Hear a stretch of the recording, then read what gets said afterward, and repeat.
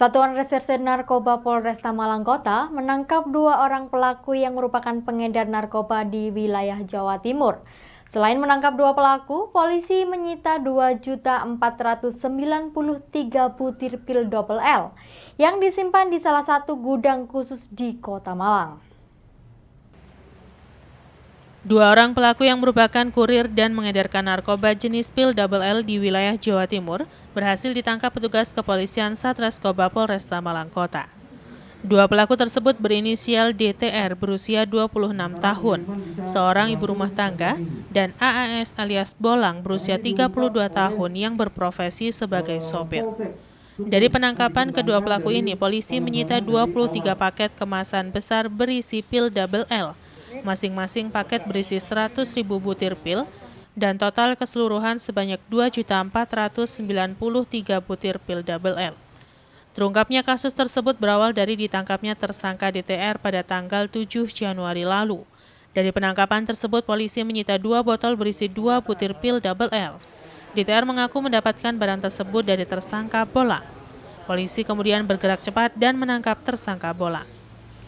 Saat ditangkap, Bolang tengah membawa 75.000 butir yang diletakkan dalam 35 botol dan kemudian dikembangkan ke gudang penyimpanan, dan polisi kembali menyita barang bukti fantastis mencapai 2 juta butir lebih yang akhirnya membongkar peredaran pil double L di Jawa Timur. Kepada petugas, AAS alias Bolang mengaku mengedarkannya ke beberapa kota dan kabupaten lain di Jawa Timur.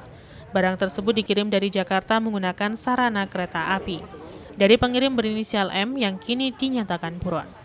Kedua pelaku mengakui sudah 7 bulan terakhir mengedarkan pil narkoba di Jawa Timur. Setiap pengiriman, kedua pelaku mendapatkan uang imbalan sebanyak Rp700.000 dan mengaku setiap hari ada pengiriman. Atas perbuatannya tersebut, kedua tersangka dikenakan pasal 197 atau pasal 196 Undang-Undang RI Nomor 36 Tahun 2009 tentang kesehatan dengan ancaman hukuman maksimal 15 tahun penjara. Tersangka ada 2 orang.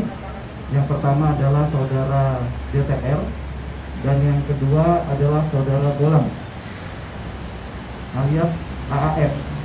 Yang pertama ditangkap adalah saudara DTR. Saudara DTR ini ditangkap pada tanggal 7 Januari 2021 sekira pukul 12.30. Dari tersangka DTR ini didapatkan barang bukti sebanyak 2.000. Ya, ada 2 botol. Ini jadi 1 botol ini isinya adalah 1.000. Rekan-rekan, ya, 1.000 butir. Dari yang bersangkutan DTR didapatkan 2 botol, artinya ada 2.000 butir pil double L pada saat itu. Hasil pengakuannya bahwa barang tersebut didapat dari saudara AS alias Bolang. Lalu dikembangkan untuk dilakukan penangkapan terhadap saudara AS alias Bolang. Saudara AS alias Bolang ditangkap pada tanggal 8 Januari 2021 pukul 22.00. Dan pada saat ditangkap dan digeledah didapatkan barang bukti berupa 75.000 butir yang dimasukkan ke dalam 75 botol. Lalu ada 117.000 butir. Ya, ini 117 plastik ya pil double L. Ya, masing-masing plastik ini berisi 1.000 butir. Lalu juga diamankan handphone daripada tersangka. Lalu dilanjutkan penggeledahan terhadap tempat tertutup yang dijadikan selama ini adalah gudang.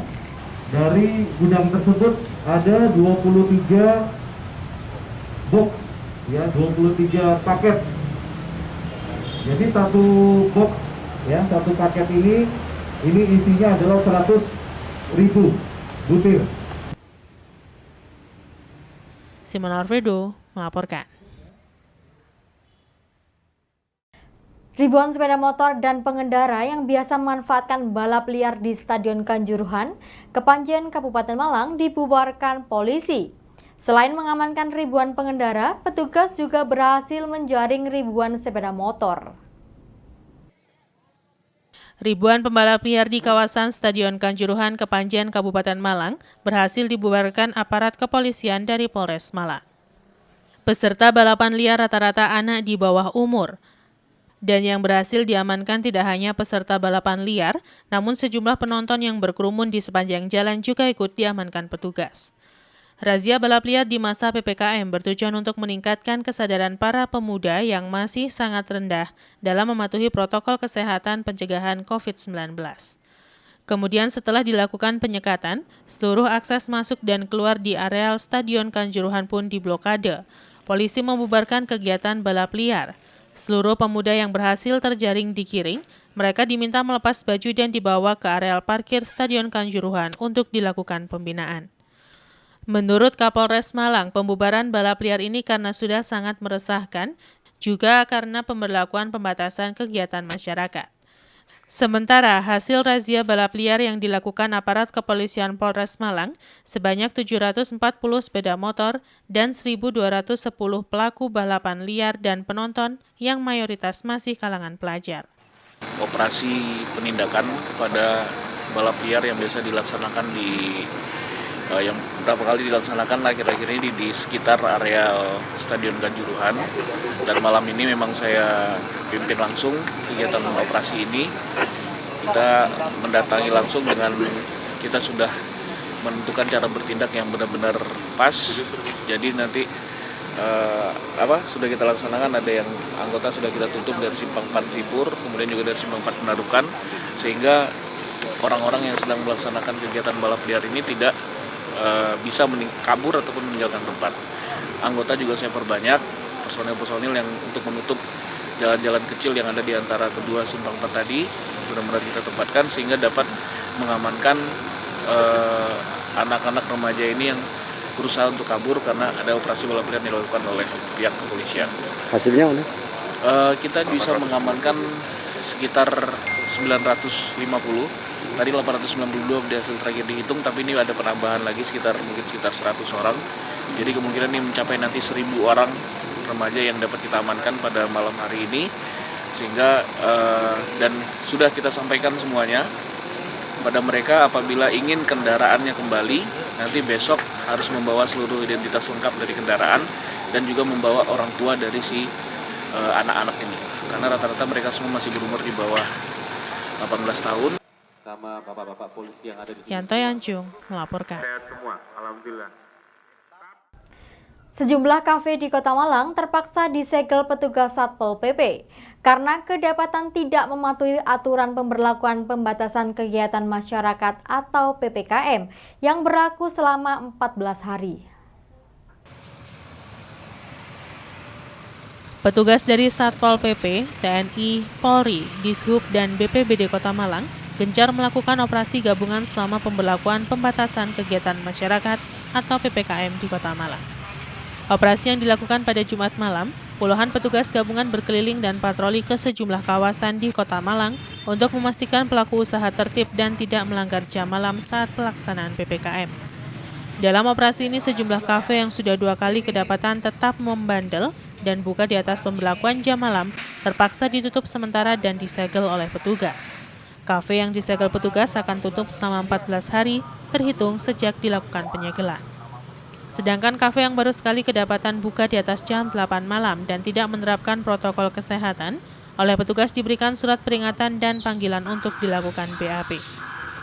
Menurut Kepala Bidang Ketentraman dan Ketertiban Umum Satpol PP Kota Malang, Rahmat Hidayat, patroli dan razia ini merupakan tindak lanjut dari instruksi Mendagri tentang pemberlakuan pembatasan kegiatan masyarakat. Salah satunya adalah pemberlakuan jam malam, yakni maksimal jam 8 malam. Khusus untuk pusat perbelanjaan, rumah makan, restoran, kafe, itu jam operasional dibatasi sampai jam 8 malam. Nah, sanksinya adalah, pertama, kalau untuk sanksi administrasi, itu yang pertama secara berjenjang, tertulis, penutupan sementara, denda administrasi maksimal 100 juta, sampai ke pencabutan izin. Kalau tidak ada izinnya, kita sita semuanya supaya dia harus ada izinnya. Itu untuk sanksi administrasinya. Nanti kalau untuk sanksi pidananya adalah tindak pidana ringan maksimal 3 bulan, maksimal dendanya 50 juta. Sementara Zahra, salah satu pengelola kafe yang masih buka, mengaku tidak mengetahui peraturan yang berlaku selama PPKM. Ia mengaku setelah didatangi petugas akan taat dan tutup tepat waktu. Patroli dan razia petugas gabungan ini terus dilakukan untuk mendisiplinkan masyarakat selama pelaksanaan PPKM, guna menekan angka penyebaran COVID-19. Saya nggak dapat surat edaran langsung resmi untuk musim kopinya, jadi saya masih kurang tahu Pak. Gitu. Tapi untuk selanjutnya kita tetap jam 8. Tapi ini tadi masih buka Pak ya? Iya, ini baru banget tahu Pak.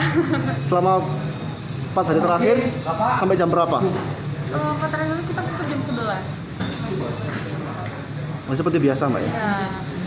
Iya. Ini setelah didatangi Satpol PP seperti apa nanti? Kenapa? Setelah didatangi petugas ini, Iya. nanti seperti apa? Iya, kita akan tutup selanjutnya jam 8 kita sudah tutup. Simon Alfredo melaporkan. Terima kasih Anda masih bersama kami dalam Info 7 Malang Raya. Pemberlakuan pembatasan kegiatan masyarakat atau PPKM untuk mencegah sekaligus menekan angka penyebaran COVID-19, Satgas COVID-19 Kecamatan Pakisaji meningkatkan operasi penegakan disiplin penggunaan masker. Diharapkan dengan kegiatan ini, kepatuhan masyarakat akan protokol kesehatan semakin meningkat dan angka penyebaran COVID-19 semakin menurun di Malang Raya, khususnya Kabupaten Malang. Upaya mencegah penyebaran COVID-19 terus dilakukan oleh pemerintah Kecamatan Pakisaji beserta Muspika dan masyarakat.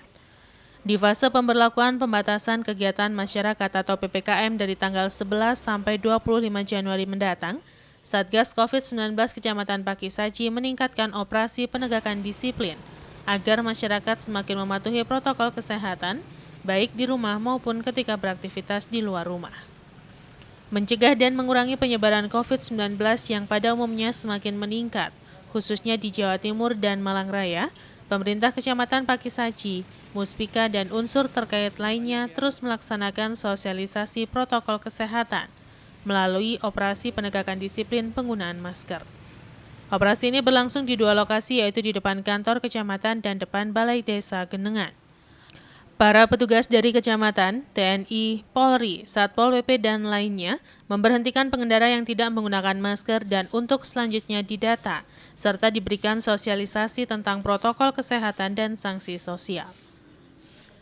Kegiatan operasi penegakan disiplin ini semakin ditingkatkan setiap harinya, mengingat penyebaran COVID-19 yang semakin meningkat, sehingga dibutuhkan kerjasama antara pemerintah melalui Satgas COVID-19 dan masyarakat luas untuk bersama-sama bersinergi dalam upaya menekan penyebaran COVID-19 dengan mematuhi protokol kesehatan.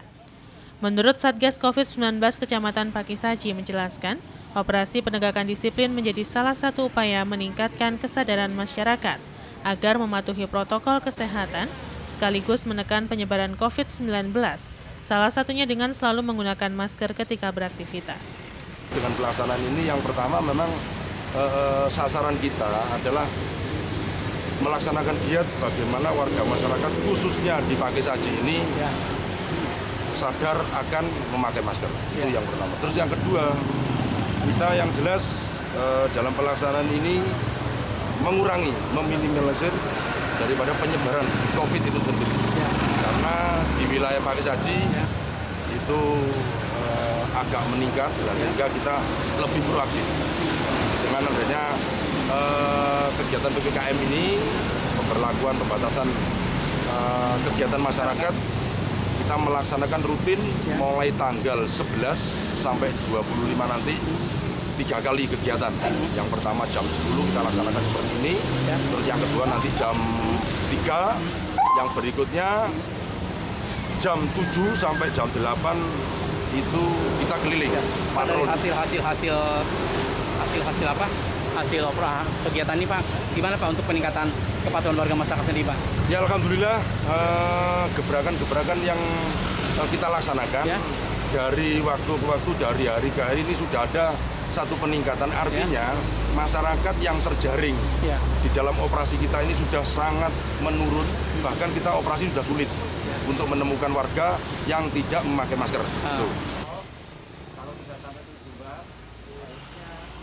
Iwan Hikmawan melaporkan.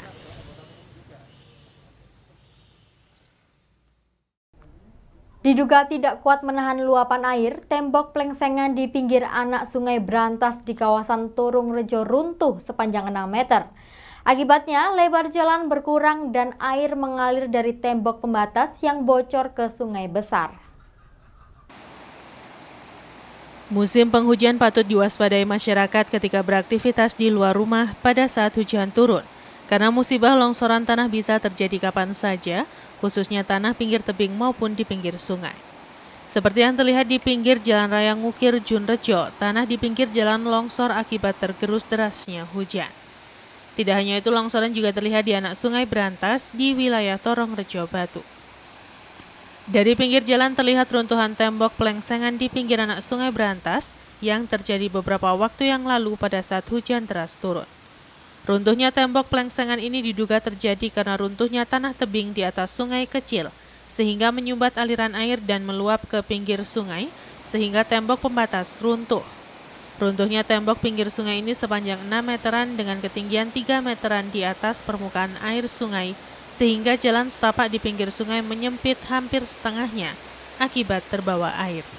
Menurut salah seorang warga menjelaskan, runtuhan tembok terjadi akibat derasnya luapan air sungai, dan runtuhnya tembok ini bisa terjadi lagi apabila air meluap kembali.